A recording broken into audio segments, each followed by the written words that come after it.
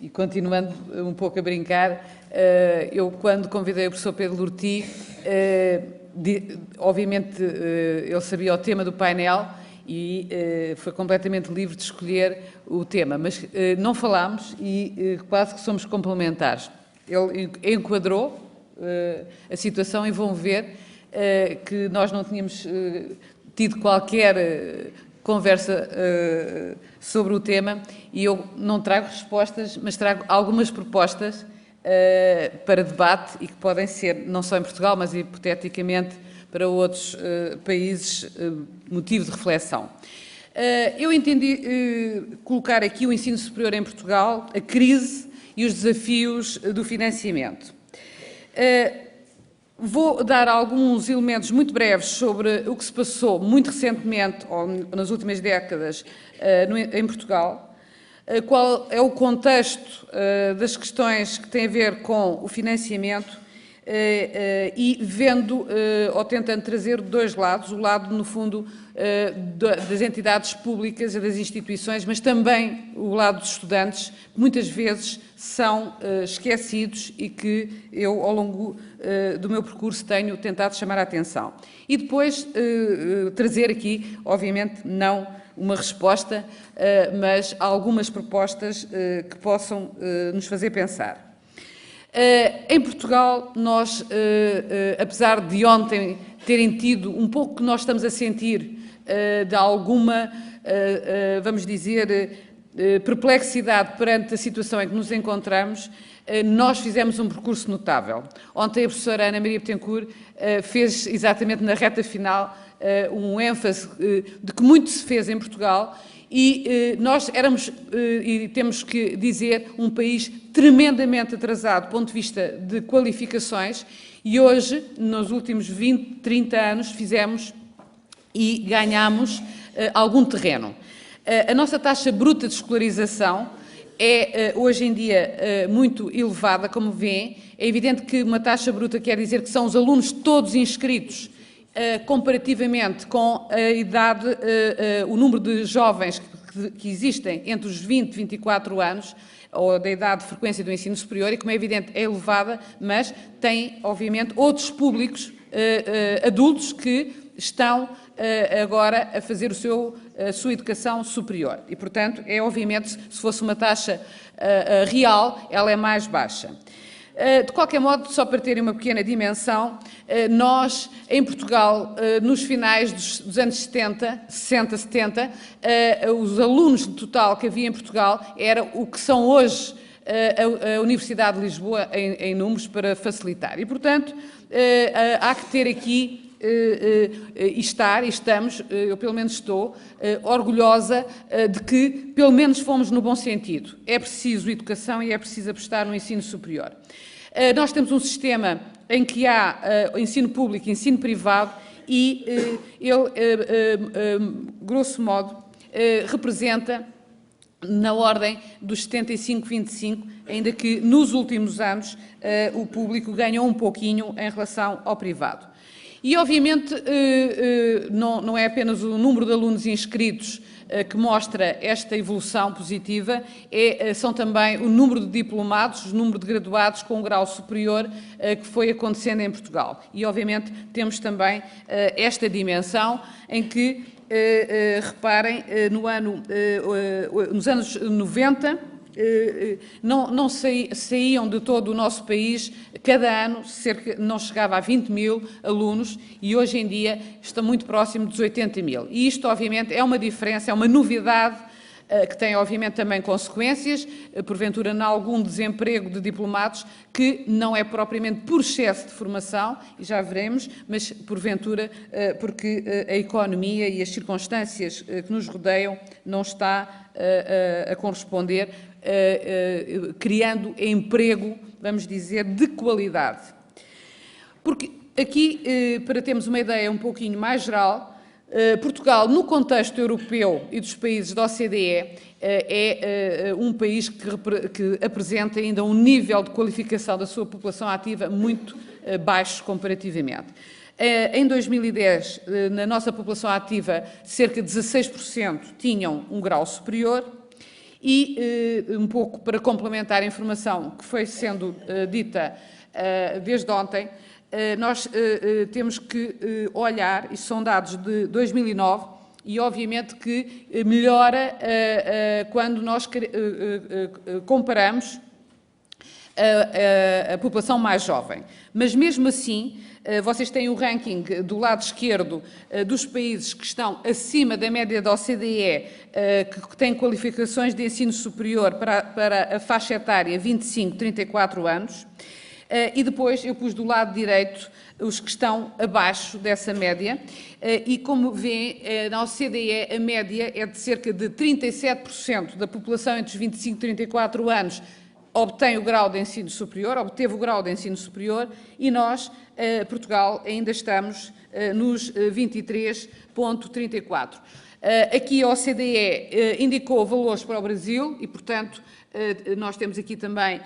valores que dizem que em 2009, para 25, 34 anos, o Brasil era próximo dos 12%, estavam a concluir e tinham grau superior.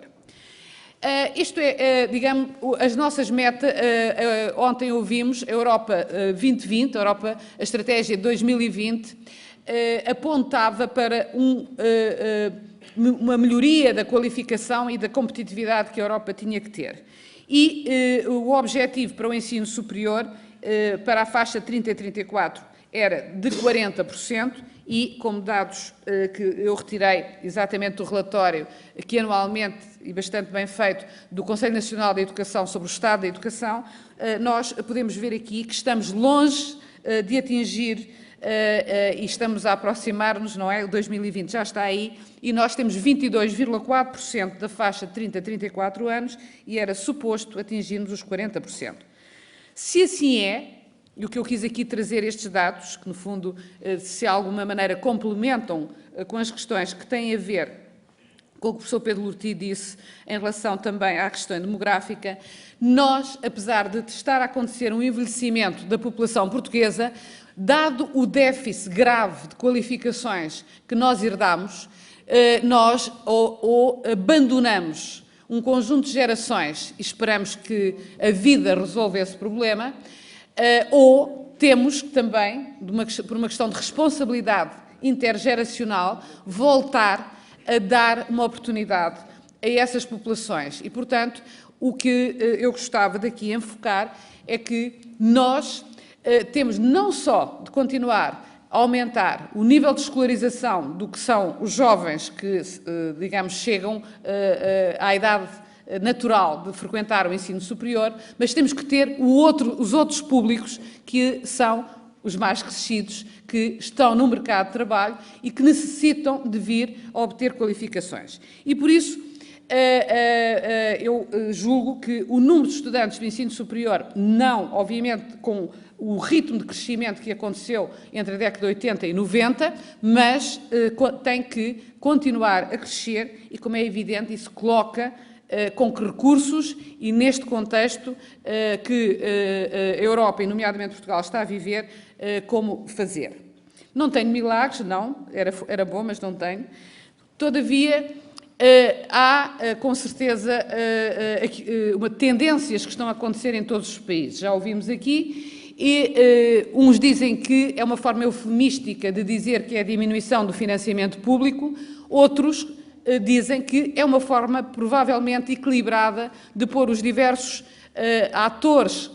que têm a responsabilidade e benefícios a pagar também os custos. Ou seja, muitos apontam para a chamada partilha de custos, que, no fundo, terá 4 pilares fundamentais. Os governos e os fundos públicos, e quando nós estamos a falar de governos e fundos públicos, não nos podemos esquecer que, no fundo, são os contribuintes, todos nós, enquanto contribuintes, que estamos a financiar, e por isso os governos não são uma entidade que cai de outro planeta, não é? Temos que ver que são fundos que têm que ser primeiro cobrados aos contribuintes. Obviamente, as famílias e os estudantes, famílias, em alguns países, A cultura é no sentido que a família se sente responsável para pagar os estudos dos seus filhos até eles atingirem o grau de ensino superior. Em outros países não é essa a tradição. Por exemplo, os países nórdicos na Europa têm uma outra forma, no fundo, como pagam impostos de forma responsável e não havendo fuga a impostos, pagam até impostos bastante elevados, o nível de taxação, e, portanto, entendem que depois os fundos públicos devem ser afetos através dos governos, devem ser esses os principais responsáveis e, por isso, por exemplo, ainda há países em que não existe propinas ou mensalidades, aqui para os nossos colegas brasileiros, taxas, e que são ainda livres. Todavia, a maioria, quase, de todos os países europeus e de muitos países no resto do mundo, neste momento, faz e incide e aplica propinas ou taxas de mensalidade e, portanto, os estudantes e as famílias, em muitos casos, são já, em muitos sistemas de ensino superior, pilares muito importantes e vou já também provar que assim o é em Portugal. E, por outro lado, o quarto, digamos, pilar, que tem a ver com o quê? Com a capacidade de captar financiamentos na sociedade através do tecido e o setor empresarial, privados, e em muitos países, pela sua própria tradição também cultural, através de fundações, muitas vezes de filantropia, em que há uma cultura de que alguém que enriqueceu tem e se sente responsável para retribuir e muitas vezes existe essa responsabilidade social de forma bastante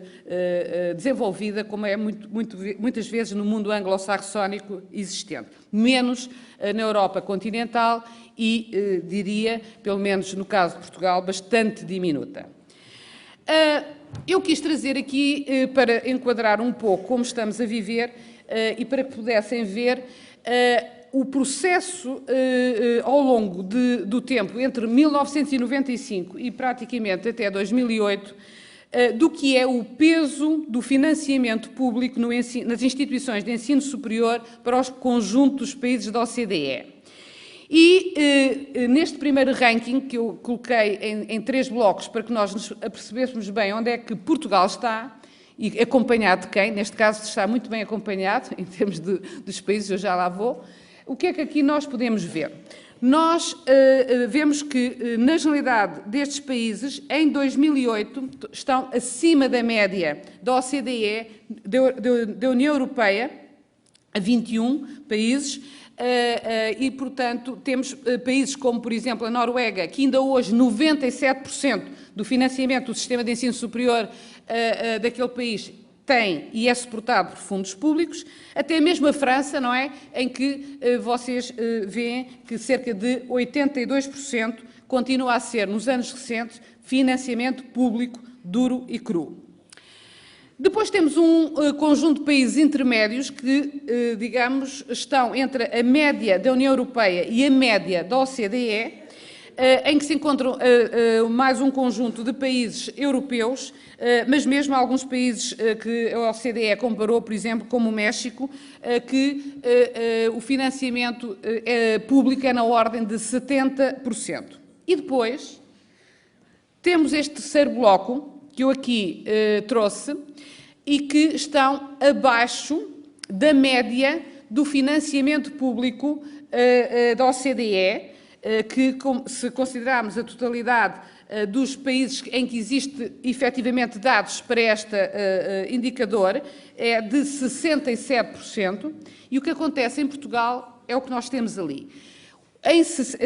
Reportado ao ano 2008, 62% do que foi o financiamento das instituições de ensino superior veio dos cofres do Estado, veio dos fundos públicos. Em 1995, como podem ver, ele era 97%. Nós, portanto, num espaço muito curto, nós fizemos um percurso e, como vêem, eu disse que estávamos razoavelmente bem acompanhados, porque estamos junto ao quê? Na Europa, obviamente, estamos muito próximos do mecanismo e do modelo de financiamento do Reino Unido, dos Estados Unidos, Austrália, Coreia, Japão e Chile. Não temos, porventura, o resto do modelo, porque muitos destes países têm este nível de financiamento público, mas depois têm um suporte de apoio de fundos públicos para bolsas e sistemas de empréstimos que complementam e, de alguma maneira, não dificultam a acessibilidade ao ensino superior. Visto de outra maneira, o que é que acontece? Acontece que Portugal, ao contrário, a participação do que são os fundos privados, não é verdade? Coloca-nos novamente, é no fundo a fotografia ao contrário, coloca-nos novamente junto a estes países que eu acabei de dizer e, portanto, o que é que quer dizer que em Portugal? Quer dizer que as famílias, os estudantes e também alguns financiamentos privados estão aqui a ter um peso,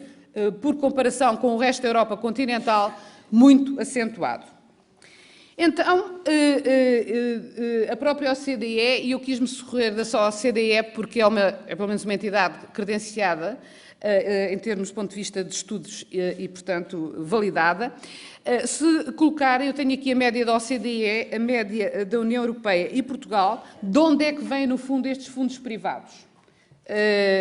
No fundo, os 37,9% que já são fundos privados em termos do orçamento das instituições de ensino superior, dizem-nos, não é, que 28,3% desse financiamento vem e provém das famílias e dos estudantes e, numa pequena parte, outra componente, então, dos 9,6% do outro quarto pilar que eu falei aqui. Isto são dados que nos têm que fazer pensar, porque eu vou colocar, do meu ponto de vista, Portugal, no fundo, foi tendo ao longo deste percurso que eu tentei mostrar de uma forma muito rápida, vários mecanismos de considerar a forma de financiar as instituições públicas em Portugal. Eu vou ser muito sintética, mas no fundo Portugal até à década de 80 fez o que na maior parte dos outros países também fizeram, porventura também naquele período ou décadas atrás. O orçamento era construído com base no histórico do ano seguinte. Há uma primeira tentativa em 1986 de criar um conjunto de indicadores que estivessem por base da construção do orçamento, mas o trabalho mais sério é efetivamente a partir de 1993, em que, e eu digo sempre muito isto, e para os portugueses que estão aqui vão perceber o que eu estou a dizer, num trabalho muito sério que demorou quase um ano, entre o Governo, na altura a Secretaria de Estado do Ensino Superior, a Direção-Geral do Ensino Superior, portanto, entidades governamentais, e o CRUP e o CSISP,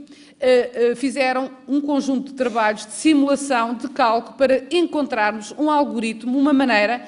de calcular o orçamento anual das instituições. E não era apenas uma forma de financiamento. Se alguém analisar o documento de então, dizia-se que deveria haver um contrato de programa que seria estabelecido com as instituições, dialogado e personalizado para cada uma delas e uma fórmula de cálculo desse orçamento. É evidente que a forma de cálculo foi aquilo que ficou e, durante muitos anos, com mais ou menos variações e com a introdução de novas variáveis, foi calculado. E, portanto, anualmente, uma vez fixado um teto orçamental, ela servia para distribuir e, pelo menos, tinha, do meu ponto de vista, a clareza de dizer como é que se distribuía e eu penso que isso é benéfico para o sistema. Em 2010, 2011, em Portugal, abandonou-se,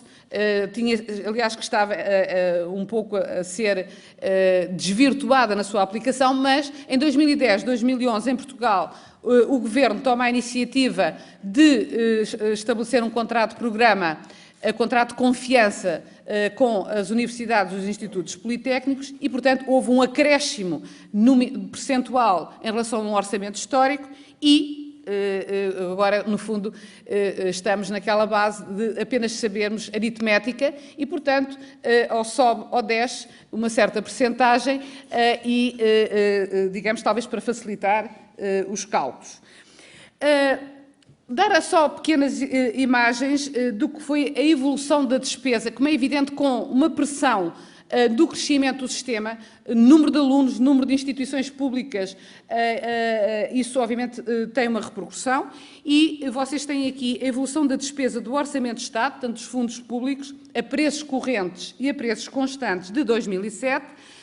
e vemos que em 2007 há uma progressão que tem pequenas oscilações, mas há uma progressão de crescimento, e no ano 2007 há um corte. Há um corte também, obviamente, isto na despesa por aluno.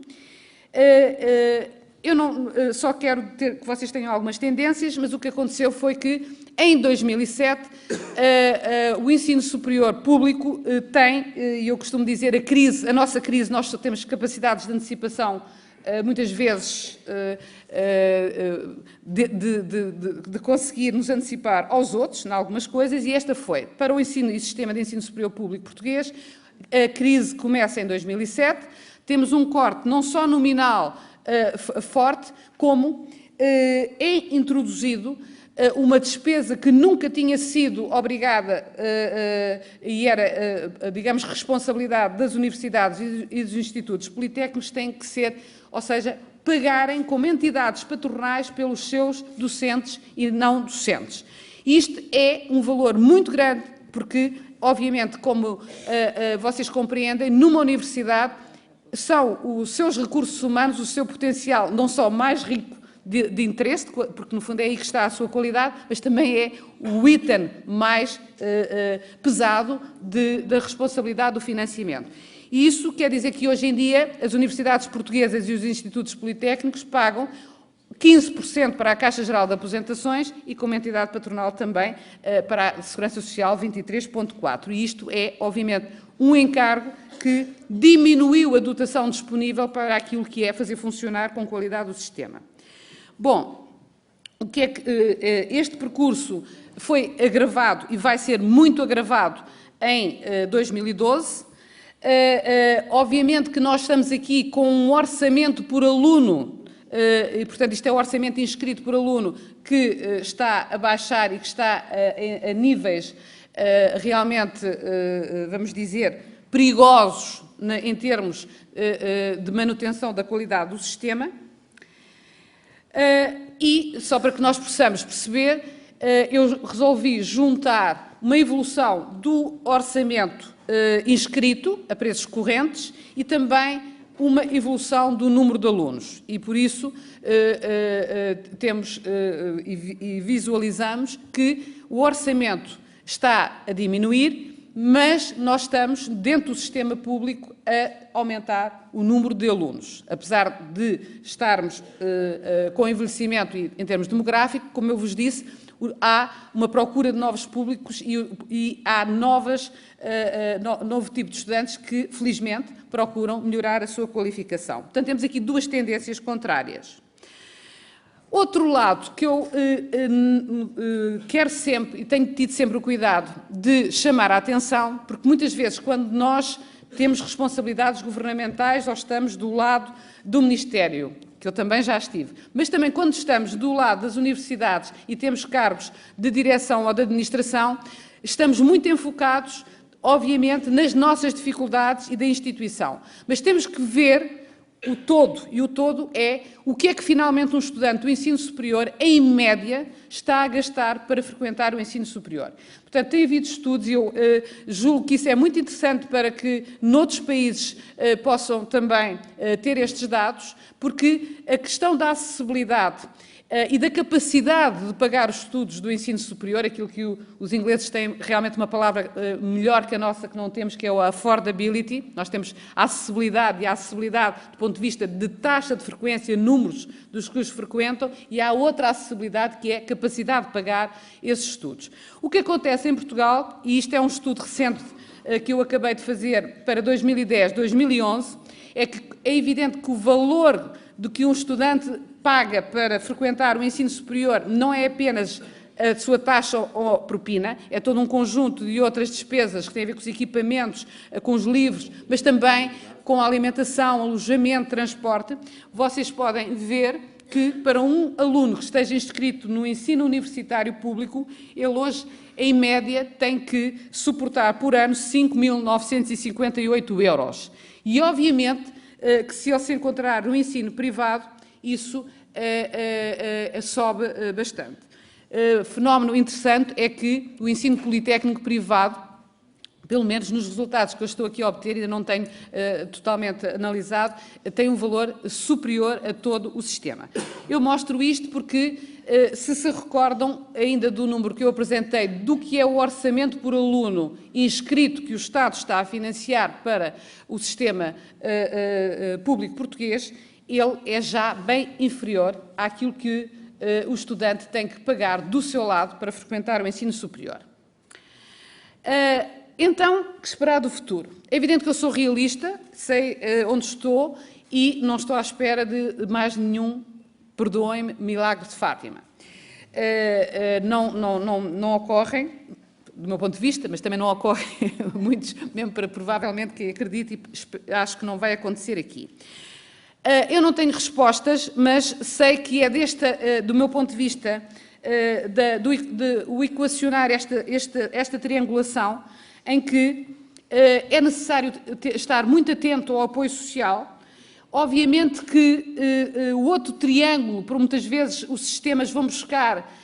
e encaixar recursos é através das propinas ou taxas, eu já vou dizer o que penso sobre essa matéria, ou também, em alguns sistemas de ensino superior, os empréstimos, os programas de empréstimos puderam ajudar e são usados, às vezes, com bastante propriedade e volume. Todavia, se voltarem a lembrar-se daquilo que eu mostrei, Portugal, do meu ponto de vista, em termos da participação do financiamento público, já se encontra num limite que eu considero que não é, do meu ponto de vista, apropriado baixar mais do que está. Portanto, ou seja, quando nós falamos e falam muito de diversificação de fontes de financiamento, é preciso que as pessoas saibam os valores em que nos encontramos e isto quer dizer que o que não é dos 62, não é, para os 100, já está a ser financiado por investimento, por financiamento privado. Julgo, portanto, deveria, do meu ponto de vista, por uma questão de equidade e de acessibilidade do sistema, não se baixar o financiamento público a níveis mais baixos do que aqui está. Eu entendo que deve-se mesmo, neste momento de dificuldade, tentar fomentar a coesão e a equidade do ensino superior. E a situação, que eu não tenho tempo aqui de demonstrar, é que, apesar de ter subido, como eu mostrei, muitíssimo a frequência do ensino superior, ele ainda é frequentado por forma expressiva por classes favorecidas e a representação dos estratos mais desfavorecidos do ponto de vista socioeconómico ainda é baixo. Baixo comparativamente, obviamente, com o sistema europeu continental. Se assim eu gostaria de deixar aqui algumas propostas. Todos nós falamos agora, pelo menos nós em Portugal, na reorganização da rede. O que é que eu acho? Acho que, obviamente, é um caminho pensar, na altura da grande procura do ensino superior, foram criadas muitas instituições, muitos cursos, e por isso eu julgo que é possível e deve ser pensado essa reorganização. O que eu acho também é que o meu conselho é que se talvez estude primeiro antes de agir. E nós temos, obviamente eu não estou a pensar que se esteja 20 anos a estudar, porque senão a vida encarrega-se de nos ultrapassar. Agora, acho que não é o momento também de tomar medidas precipitadas antes de saber o que é que se está a fazer. E por isso deve-se estudar. Há a reorganização por parte da oferta dos cursos, temos uma grande diversidade, podemos pensar como fazer melhor e também, porventura, de instituições. Já aqui ontem o meu reitor nos trouxe um processo de diálogo que está a acontecer de forma espontânea, duas instituições, que é o caso da Universidade de Lisboa e da Universidade Técnica de Lisboa, de estarem a estudar esta possível união. Há um alerta que eu gostava aqui de deixar, é que a reorganização da rede não pode apenas ter um sentido, vamos dizer, facilitador e aritmético, como nós tivemos muitas vezes agora na aplicação da fórmula. Nós temos que olhar com outro sentido para qual é a missão das instituições, e a missão das instituições pode ser diversa. Pode ter que se ligar, por exemplo, a pensar-se que o interior do país tem que manter e tem que ter instituições que, de alguma maneira, até ajudem a não se desertificar toda aquela zona do país. Outras propostas. Do meu ponto de vista, trago aqui algumas ideias. Se é certo que eu não posso, cá está, não me contextualizar, eu estou num país e tenho que saber quais são os recursos desse país. Mas penso que uma das maneiras poderia ser, e isso é obviamente discutível, estabelecer, através de um diálogo, no fundo, a próprio Portugal entender, quer o Governo, quer as instituições, quer os diversos atores, que deveria haver uma percentagem da riqueza nacional que era afeta à educação e era afeta ao ensino superior. Não sei agora, nem é o local de estar a saber se é 1,5%, se é 1,6% do nosso PIB que vai para ensino superior, mas seria bom que nós tivéssemos um teto e que esta ou outra forma nos desse a tal estabilidade de poder pensar e de poder planear. Porquê? Porque quem está nas instituições de ensino sabe que pior do que às vezes um corte é não saber o que é que vai acontecer, ou acontece um ano uma coisa e acontece a contravapor outro ano. Por isso, eu achava que poderia ser um modo estabelecer algo que nos guiasse nessa afetação de recursos e que fosse plurianual. Eu julgo que deveríamos voltar a discutir, e isso acontece e é indicado por muitos organismos também internacionais, como a OCDE e o próprio Banco Mundial, em alguns estudos que apresenta, de haver a possibilidade de celebração de contratos de programa com cada universidade ou cada instituto politécnico, se estabelecesse os objetivos, quais são as metas para que essa instituição está a apontar e o Governo, no fundo, em diálogo, pudesse entender e depois pudesse também, obviamente, cobrar do que estava a ser feito. E isso daria às instituições mecanismos que, no médio prazo, pudessem planear o seu trabalho. Por outro lado, eu tenho tido sempre muito cuidado de estar atenta às questões de apoio social, porque no momento em que o país está a viver situações de dificuldade, de aumento de desemprego, de uma instabilidade no próprio mercado de trabalho, as questões do apoio social, do meu ponto de vista, são muito centrais. E, portanto, eu proponho que, no fundo, as bolsas de estudo sejam alteradas, os níveis de rendimento para serem elegíveis, o agregado familiar e as famílias, neste momento, necessitam de atualização. E, por outro lado, chamo também a atenção que o valor da bolsa não depende ou não deve ser apenas visto pelo nível de rendimento da família. Deve ser também visto o que é a vida do estudante, o que é que ele tem que pagar, porque, como é evidente, eu posso lhe dar uma bolsa, mas se essa bolsa não é de todo adequada ao que são os custos num determinado país do estudante, ele não está em condições de poder, se for, obviamente, um aluno carenciado, desses que eu estou a falar, não está em condições de poder corresponder. Por outro lado, do meu ponto de vista, e supletivamente, não penso que os empréstimos sejam uma alternativa a haver bolsas de estudo. As bolsas de estudo, do meu ponto de vista, devem ser dirigidas para os estudantes com níveis de baixo rendimento. No entanto, os empréstimos pode ser uma ferramenta, pode ser um instrumento supletivo para algumas situações, nomeadamente no segundo e terceiro ciclo, mestrados, por exemplo, para ajudar pontualmente a algumas dificuldades de famílias que, conjunturalmente, podem estar com dificuldades, ou então situações, por exemplo, de aposta na continuação da sua formação e, então, poder ser concedido esses empréstimos. Foi isto que eu quis trazer. Como é evidente, infelizmente falhei